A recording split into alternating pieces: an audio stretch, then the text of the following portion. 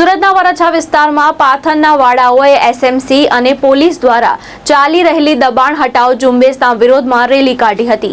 સુરતના વરાછા વિસ્તારમાં આવેલા બરોડા પ્રેસ્ટેજ પાસે ભારતીય પથ વિક્રેતા મહાસંઘની આગેવાની હેઠળ મોટી સંખ્યામાં પાથરના વાળા ભેગા થયા હતા। એસએમસી અને પોલીસ દ્વારા છેલ્લા 3 દિવસથી ચાલી રહેલી દબાણ હટાવ ઝુંબેશના વિરોધમાં પથ વિક્રેતાઓએ રેલીનું આયોજન કર્યું હતું। વરાછાથી રેલી સ્વરૂપે તાપી ભવન સુધી પહોંચેલા પથ વિક્રેતાઓએ માંગ કરી હતી કે સ્ટ્રીટ વેન્ડર અધિનિયમની કલમ 3 મુજબ શહેરના તમામ હાલના પથ વિક્રેતાઓને સર્ટિફિકેટ ઓફ વેન્ડિંગ લાયસન્સ આપવામાં આવે।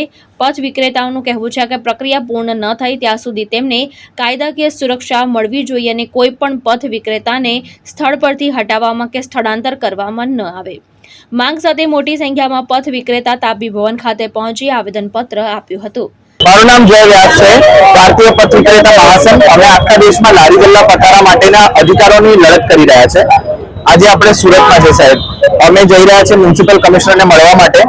આ આપણે ઊભા છે અત્યારે વરાછામાં બરોડા પ્રેસ્ટીજના નાકે, અને અમારી જે માંગો છે એ કંઈ ખાસ માંગો નથી। આ અમારો કાનૂન છે, પથ વિક્રેતા કાનૂન 2014 લારી ગલ્લા પથારાના વિશે આ કાનૂન શું કરવું જોઈએ, શું વ્યવસ્થા બનાવવી જોઈએ। આ કાનૂનમાં 11 વર્ષ પહેલા આપેલું છે અને 11 વર્ષથી આ તંત્ર શાંતિથી ખાલી હાથ પર હાથ ધરીને બેઠું છે।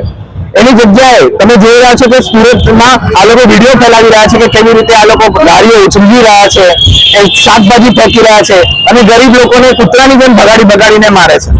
આ રીતે જે વ્યવહાર છે એ અમારા સન્માનના ખિલાફ છે। અમે લોકો સન્માનથી ખાલી રોજીરોટી કમાવા માંગીએ છીએ, અમે કઈ દારૂના અડ્ડા નથી ચલાવતા।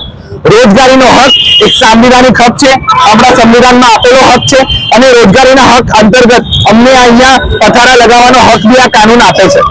આ કાનૂન પ્રમાણે ઘણા લોકો જે અહીંયા છે એની ઓળખાણ બી થઈ ગઈ છે અને ઓળખપત્ર બી મળી ગયા છે। એ છતાંય એસએમસી કોઈ બી વસ્તુ દસ્તાવેજને ધ્યાનમાં રાખ્યા વગર બસ લોકો પર અત્યાચાર કરે છે, પોલીસ તંત્રનો ઇસ્તેમાલ કરીને એમના પર હુમલો કરે છે। આ બધાની વિરુદ્ધ અમે આજે વાત કરવા જઈએ છીએ મ્યુનિસિપલ કોર્પોરેશનમાં, અને અમે જે કાગળ તૈયાર કર્યો છે લઈને આવ્યા છે કે ભાઈ તાત્કાલિકપણે આ ઉજાડીકરણ બંધ થાય, અત્યાચાર બંધ થાય અને જે પથ વિક્રેતા કાનૂન છે તેનો અમલ કરવામાં આવે। ભાવેશ ઉપાધ્યાય, દ્રષ્ટિકોણ ન્યૂઝ, સુરત।